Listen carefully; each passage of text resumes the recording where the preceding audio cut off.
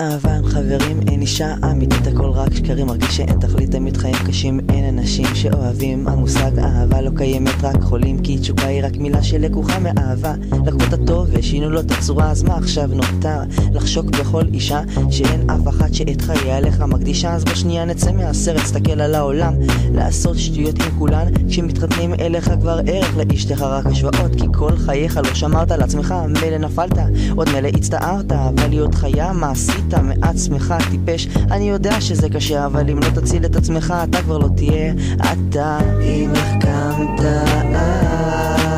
תברח, תשמור על עצמך, כי אחר כך תצטער או תצטער, רד מזה כי לאחר מכן אתה מבין שזה לא היה שווה.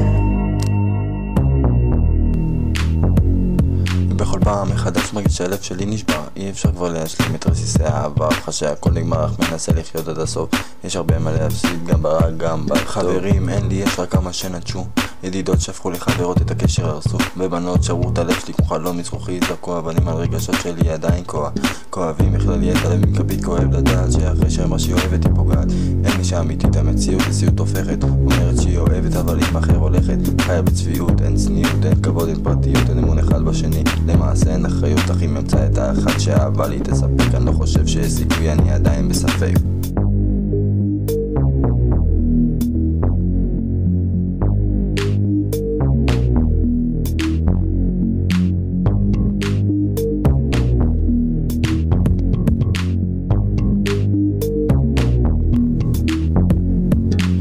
אם החכמת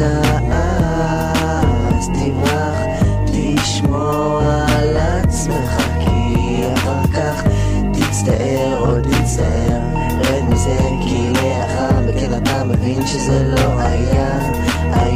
שווה.